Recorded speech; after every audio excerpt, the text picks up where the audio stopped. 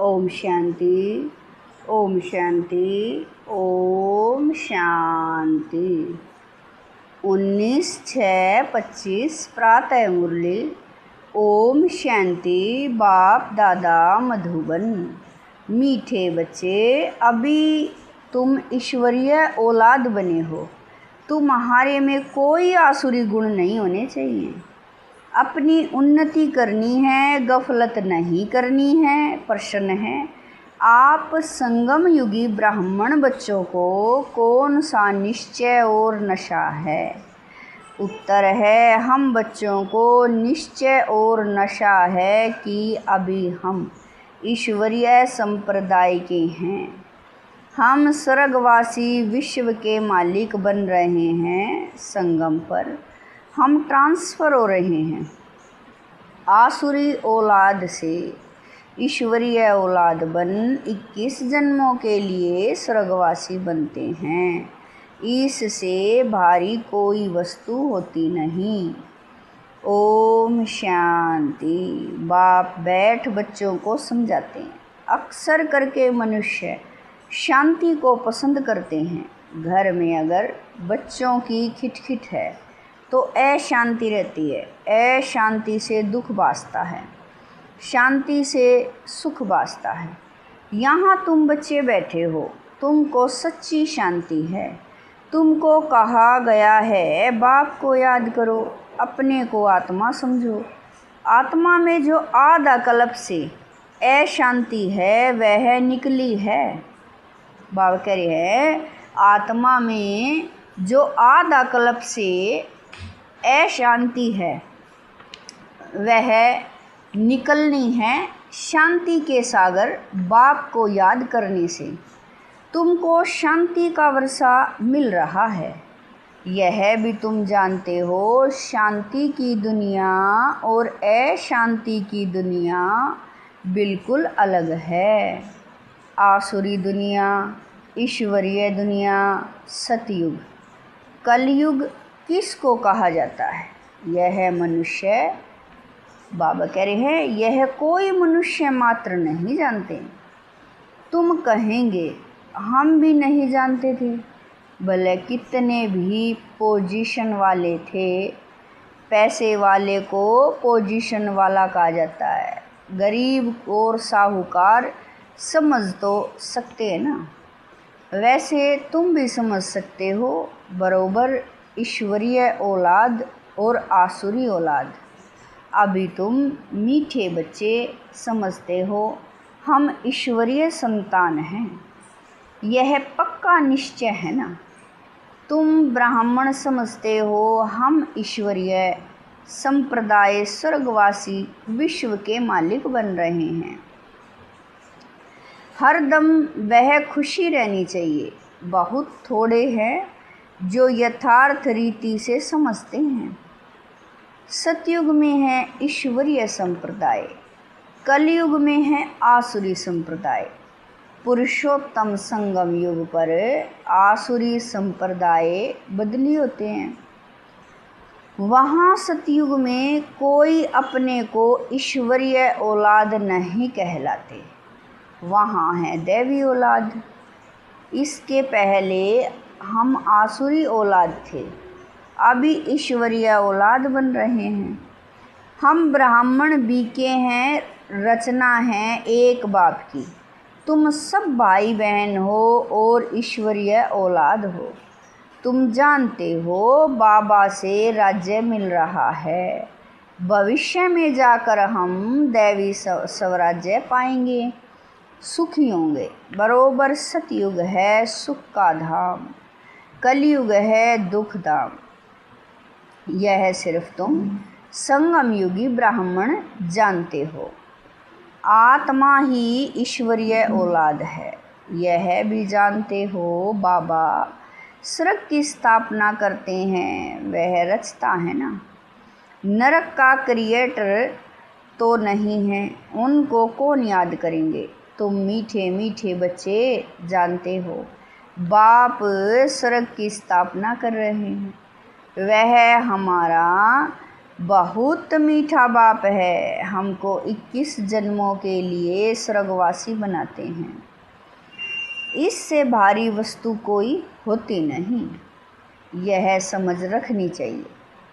हम ईश्वरीय औलाद हैं तो हमारे में कोई आसुरीय गुण होना नहीं चाहिए। अपनी उन्नति करनी है, समय बाकी थोड़ा है, इसमें गफलत नहीं करनी चाहिए। भूल न जाओ, देखते हो बाप सम्मुख बैठा है जिनकी हम औलाद हैं। हम ईश्वरीय बाप से पढ़ रहे हैं। दैवी औलाद बनने के लिए तो कितनी खुशी होनी चाहिए। बाबा सिर्फ कहते हैं मुझे याद करो तो विक्रम विनाश हो जाएं। बाप आए ही हैं सबको ले जाने। जितना जितना याद करेंगे उतना विक्रम विनाश होंगे।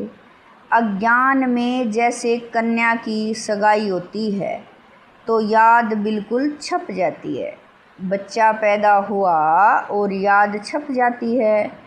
यह याद तो स्वर्ग में भी छप जाती है, नरक में भी छप जाती है। बच्चा कहेगा यह हमारा बाप है। अब यह तो है बेहद का बाप, जिससे स्वर्ग का वर्षा मिलता है, तो उनकी याद छप जानी चाहिए।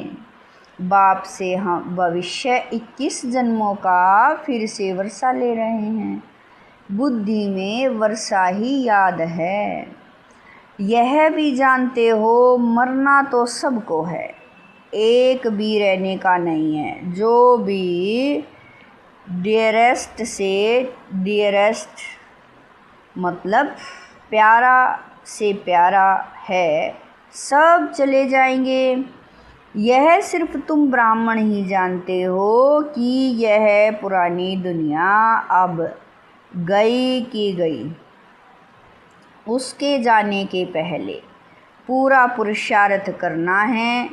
जबकि ईश्वरीय औलाद हैं तो अथाह खुशी होनी चाहिए। बाप कहते रहते हैं बच्चे अपना जीवन हीरे जैसा बनाओ। वह है डीटी वर्ल्ड, यह है डेविल वर्ल्ड। सतयुग में कितना अथाह सुख रहता है, वह बाप ही देते हैं। यहाँ तुम बाप के पास आए हो, यहाँ बैठे। बाबा कह रहे हैं यहाँ बैठ तो नहीं जाएंगे, ऐसे तो नहीं सब इकट्ठे रहेंगे, क्योंकि बेहद बच्चे हैं। यहाँ तुम बहुत उमंग से आते हो। हम जाते हैं बेहद के बाप के पास। हम ईश्वरीय औलाद है, गॉड फादर के बच्चे हैं, तो हम क्यों न स्वर्ग में होने चाहिए। गॉड फादर तो स्वर्ग रचते हैं ना। अब तुम्हारी बुद्धि में सारे वर्ल्ड की हिस्ट्री ज्योग्राफी है। जानते हो हेवनली गॉड फादर हमको हेवन के लायक बना रहे हैं, कल्प कल्प बाद बनाते हैं। एक भी मनुष्य नहीं जिसको यह पता हो कि हम एक्टर हैं, गॉड फादर के बच्चे। फिर हम दुखी क्यों हैं, आपस में लड़ते क्यों हैं। हम आत्माएं सब ब्रदर्स हैं ना। ब्रदर्स आपस में कैसे लड़ते रहते हैं, लड़कर ख़त्म हो जाएंगे। यहाँ हम बाप से वर्षा ले रहे हैं। ब्रदर्स को आपस में कभी लोन पानी नहीं होना चाहिए। यहाँ तो बाप से भी लोन पानी होते हैं। अच्छे अच्छे बच्चे लोन पानी हो जाते हैं। माया कितनी ज़बरदस्त है। जो अच्छे अच्छे बच्चे हैं वह बाप को याद तो पड़ते हैं। बाप का कितना लव है बच्चों पर। बाप को तो सिवाय बच्चों के और कोई है नहीं जिसको याद करे। तुम्हारे लिए तो बहुत हैं, तुम्हारी बुद्धि इधर उधर जाती है, धंधे आदि में भी बुद्धि जाती है। हमारे लिए तो कोई धंधा आदि भी नहीं है। तुम अनेक बच्चे के बाबा कह रहे हैं, तुम अनेक बच्चों के अनेक धंधे हैं, हमारा तो एक ही धंधा है। हम आए ही हैं बच्चों को स्वर्ग का वारिस बनाने। बेहद के बाप की प्रॉपर्टी सिर्फ तुम बच्चे हो। गॉड फादर है ना, सभी आत्माएं उनकी प्रॉपर्टी हैं। माया ने छी बना दिया है। अब गुलगुल बनाते हैं बाप। बाप कहते हैं मेरे तो तुम ही हो, तुम्हारे ऊपर हमारा मोह भी है। चिट्ठी नहीं लिखते हो तो ओना हो जाता है। अच्छे बच्चों की चिट्ठी नहीं आती। अच्छे बच्चों को एकदम माया ख़त्म कर देती है। ज़रूर देह अभिमान है। बाप कहते रहते हैं अपनी खुश खैराफत लिखो। बाबा बच्चों से पूछते हैं, बच्चे तुमको माया हैरान तो नहीं करती है? बहादुर बन माया पर जीत पहन रहे हो ना। तुम युद्ध के मैदान में हो ना। कर्मेंद्रियां ऐसे वश करनी चाहिए जो कुछ भी चंचलता न हो। सतयुग में सब कर्मेंद्रियां वश में रहती हैं। कर्मेंद्रियों की कोई चंचलता नहीं होती है, न मुख की, न हाथ की, न कान की, कोई भी चंचलता की बात नहीं होती। वहाँ कोई भी गंद की चीज़ होती नहीं। यहाँ योग बल से कर्मेंद्रियों पर जीत पाते हो। बाप कहते हैं कोई भी गंदी बात नहीं। कर्मेंद्रियों को वश करना है, अच्छी रीति पुरुषार्थ करना है। टाइम बहुत थोड़ा है, गायन भी है, बहुत गई थोड़ी रही, अभी थोड़ी रहती जाती है। नया मकान बनता रहता है तो बुद्धि में रहता है ना, बाकी थोड़ा समय है, अभी यह तैयार हो जाएगा। बाकी यह थोड़ा काम है, वह है हद की बात, यह है बेहद की बात। यह भी बच्चों को समझाया गया है। उन्हों का है साइंस बल, तुम्हारा है साइलेंस बल। मैं उनका भी बुद्धि बल, तुम्हारा भी बुद्धि बल। साइंस की कितनी इन्वेंशन निकालते रहते हैं। अभी तो ऐसे बॉम्ब्स बनाते रहते हैं जो कहते हैं वहाँ बैठे बैठे छोड़ेंगे तो सारा शहर ख़त्म हो जाएगा। फिर यह सेनाएं, एरोप्लेन आदि भी काम में नहीं आएंगे। तो वह है साइंस बुद्धि, तुम्हारी है साइलेंस बुद्धि। वह विनाश के लिए निमित्त बने हुए हैं, तुम अविनाशी पद पाने के लिए निमित्त बने हो। यह भी समझने की बुद्धि चाहिए ना। तुम बच्चे समझ सकते हो बाप कितना सहज रास्ता बताते हैं। भले कितनी भी अहिल्याएं कुब्जाए हो, सिर्फ 2 अक्षर याद करने हैं, बाप और वर्षा। फिर जितना जो याद करे और संग तोड़ एक बाप को याद करना है। बाप कहते हैं मैं जब अपने घर परम धाम में था तो भक्ति मार्ग में तुम पुकारते थे, बाबा आप आएंगे तो हम सब कुछ कुर्बान करेंगे। यह हुए जैसे करनी गौर को पुराना सामान दिया जाता है। तुम बाप को क्या देंगे? इनको, ब्रह्मा को तो नहीं दे, बाबा कह रहे हैं तो नहीं देते हो ना। इसने भी सब कुछ दे दिया, यह थोड़ा ही यहाँ बैठ महल बनाएंगे। ब्रह्मा बाबा के बारे में कह रहे हैं यह सब कुछ शिव बाबा के लिए है, उनके डायरेक्शन से कर रहे हैं। वह करण करावनहार है, डायरेक्शन देते रहते हैं। बच्चे कहते हैं बाबा आप हमारे लिए एक ही हो, आपके लिए तो बहुत बच्चे हैं। बाबा फिर कहते हमारे लिए सिर्फ तुम बच्चे हो, तुम्हारे लिए तो बहुत हैं। कितने देह के संबंधियों की याद रहती है। मीठे मीठे बच्चों को बाप कहते हैं जितना हो सके बाप को याद करो और सबको बुलाते जाओ। स्वर्ग की राजाई का मक्खन तुमको मिलता है, जरा ख्याल तो करो कैसे यह खेल की रचना है। तुम सिर्फ बाप को याद करते हो और सवदर्शन चक्रधारी बनने से चक्रवर्ती राजा बनते हो। अभी तुम बच्चे प्रैक्टिकल में अनुभवी हो। मनुष्य तो समझते हैं भक्ति परंपरा से चली आई है, विकार भी परंपरा से चले आए हैं। इन लक्ष्मी नारायण राधे कृष्ण को भी तो बच्चे थे ना। अरे हाँ, बच्चे क्यों नहीं थे, परंतु उन्हों को कहा जाता है संपूर्ण निर्विकारी। यहाँ है संपूर्ण विकारी, एक दो को गालियाँ देते रहते हैं। अब तुम बच्चों को बाप श्री श्री की श्रीमत मिलती है, तुमको श्रेष्ठ बनाते हैं। अगर बाप का कहना नहीं मानेंगे तो फिर थोड़े ही बनेंगे। अब मानो न मानो, सपूत बच्चे तो फ़ौरन मानेंगे, पूरी मदद नहीं देते हैं तो अपने को घाटा डालते हैं। बाप कहते हैं मैं कलप कलप आता हूँ, कितना पुरुषार्थ कराता हूँ, कितना खुशी मेले आते हैं।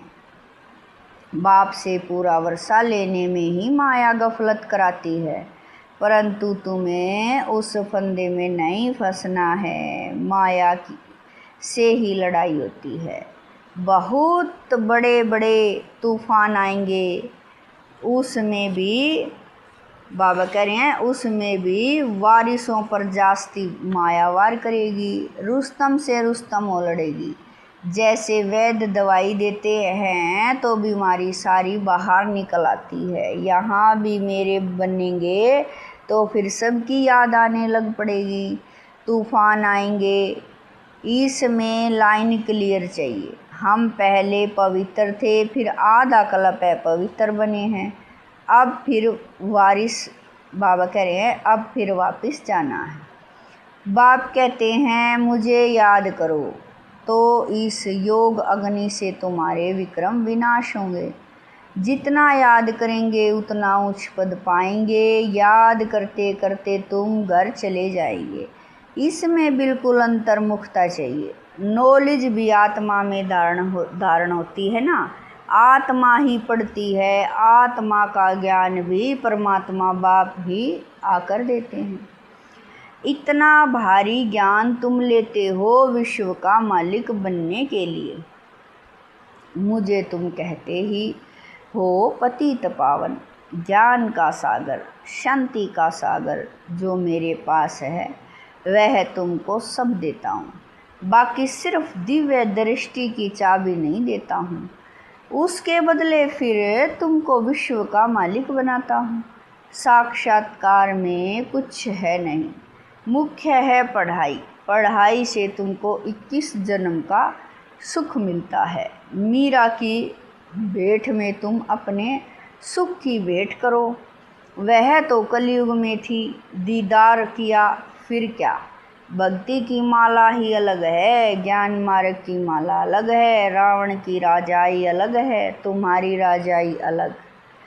उनको दिन उनको रात कहा जाता है। अच्छा मीठे मीठे शकील दे बच्चों प्रति माता पिता बाप दादा का याद प्यार और गुड मॉर्निंग। रूहानी बाप की रूहानी बच्चों को नमस्ते।